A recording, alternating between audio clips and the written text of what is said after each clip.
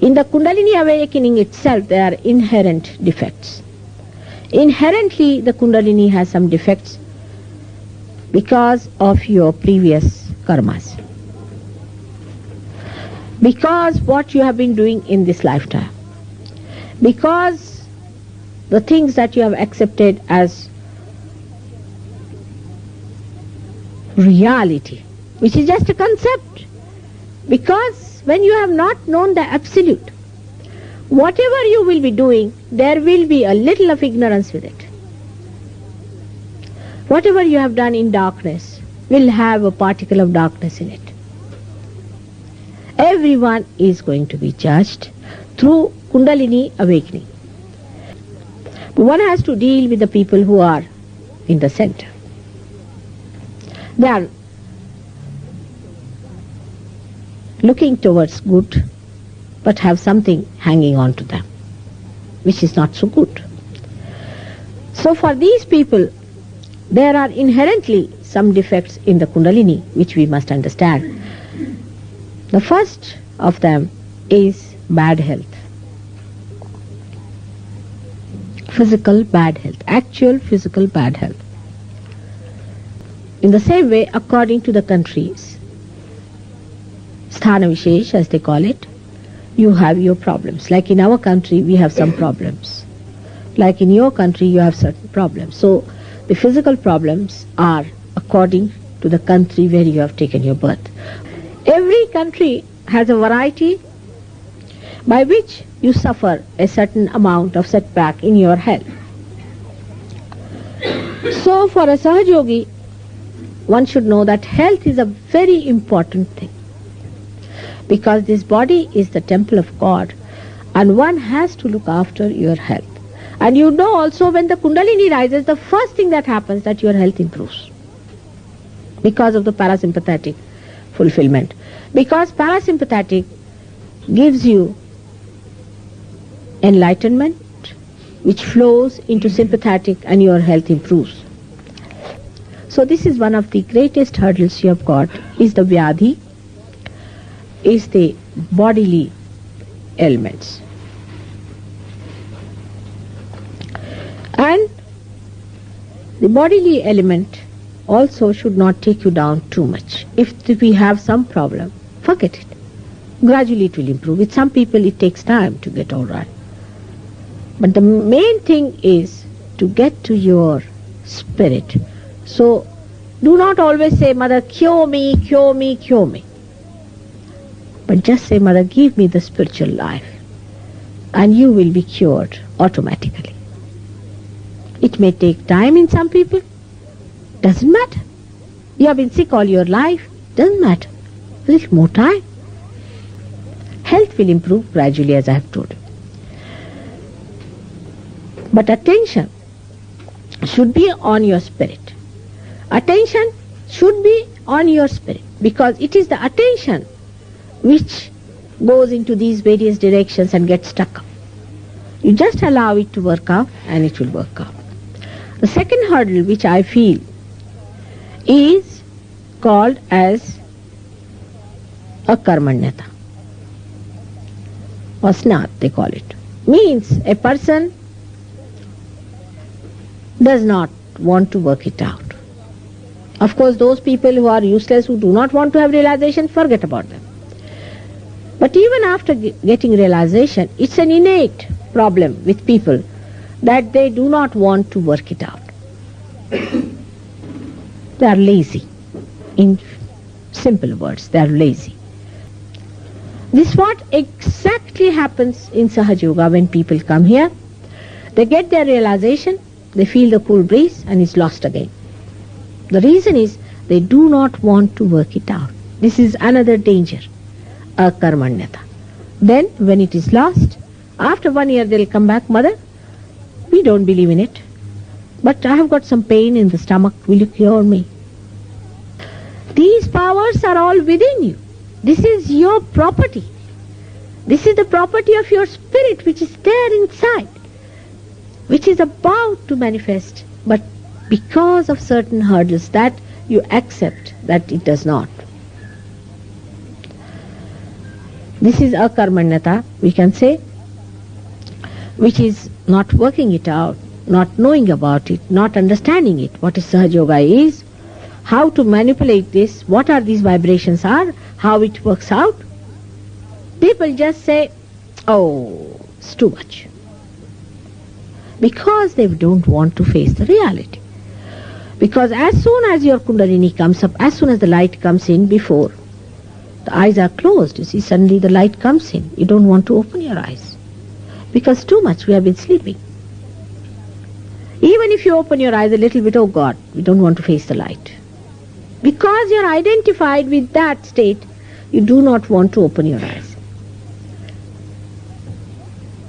Kundalini opens your eyes, no doubt, but again you close it down. So it is in your freedom to give up that akarmanyata.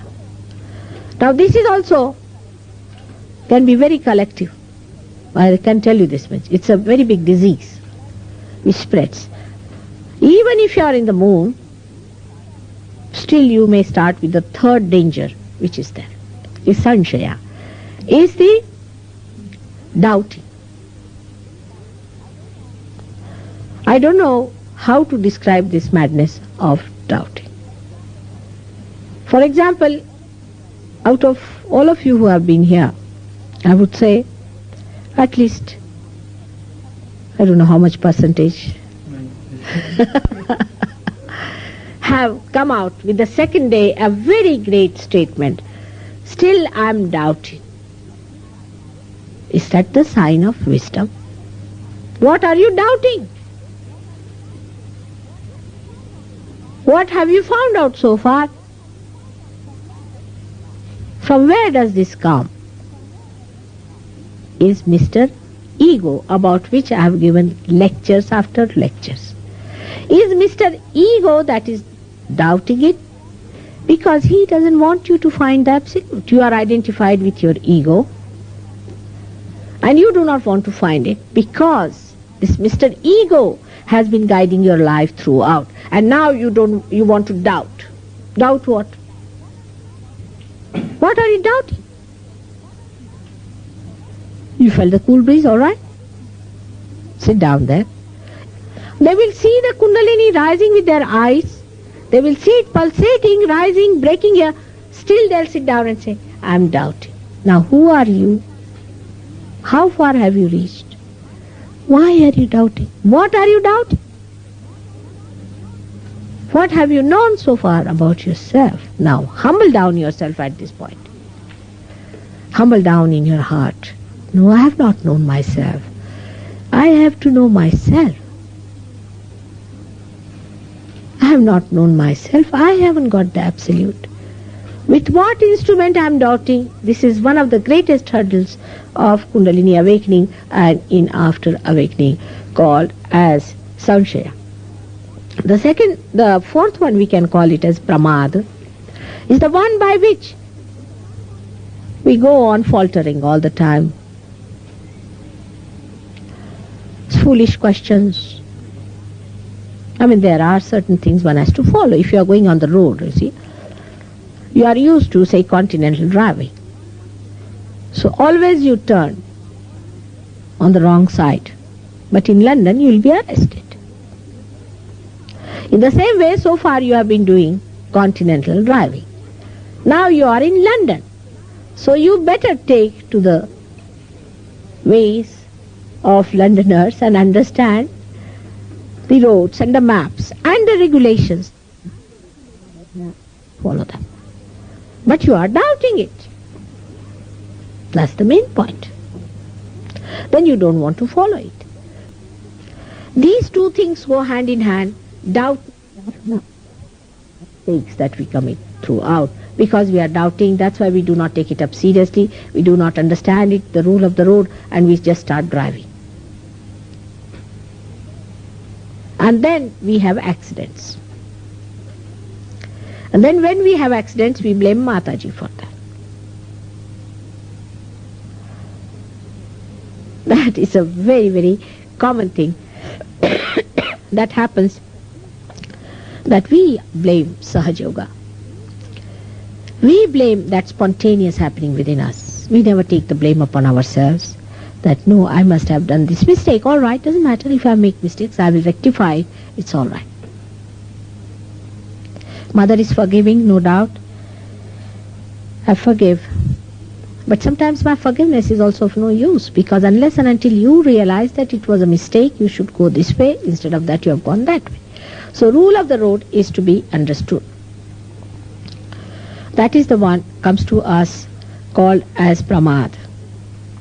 After that, we have another inherent problem, is called as brahmadarshan, hallucinations.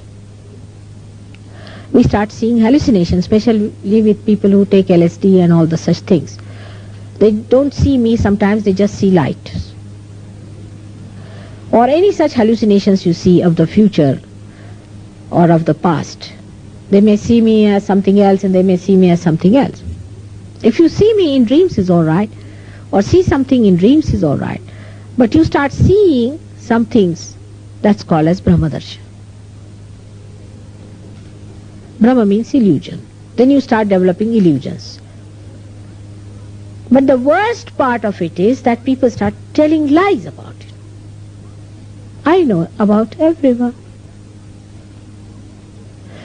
And when this brahmadarshan starts, it's the most dangerous thing, about vibrations also.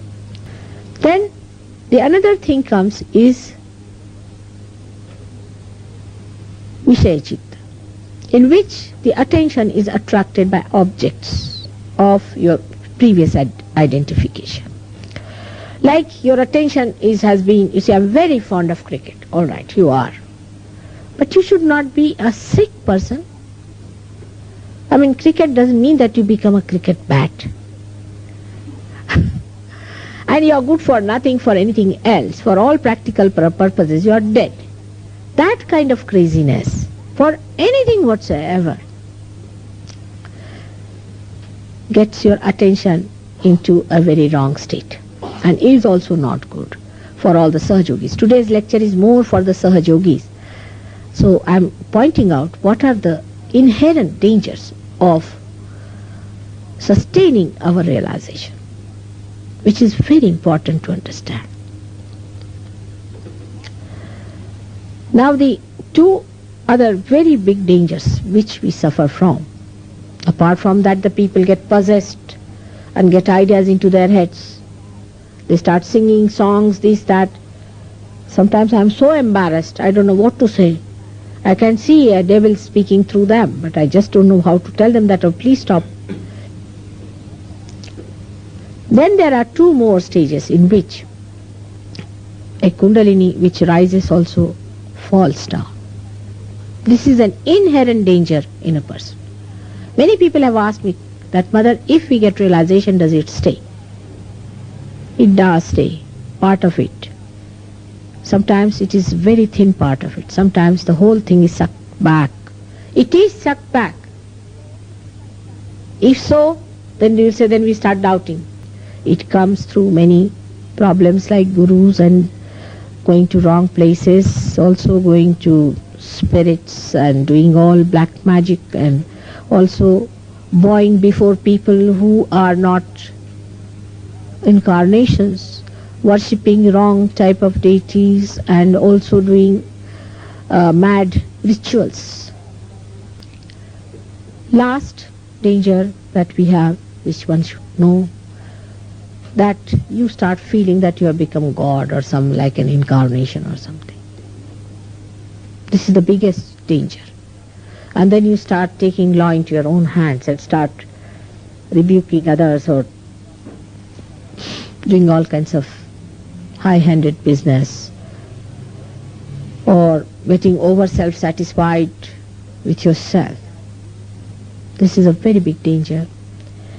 Humility is the only way to know that there's an ocean before you. You have got into the boat, all right, but you have to know a lot, you have to understand a lot, and you have to still attend to your attention, to your chitta, to your awareness, and you have to still work it out in such a way that you really establish yourself as a full-fledged Sahaja Yogi, by which collectivity becomes a part and parcel of your being, by which you have no doubts left. From thoughtless awareness, you jump into doubtless awareness. Unless and until that happens within you, is not mine, but is a state in which only the Kundalini will rise whenever you will raise your hands. And that's why it is important that don't get bloated with the idea that you have all the powers of the world already manifesting. Never. When these powers really manifest, you are really not aware of them. Absolutely.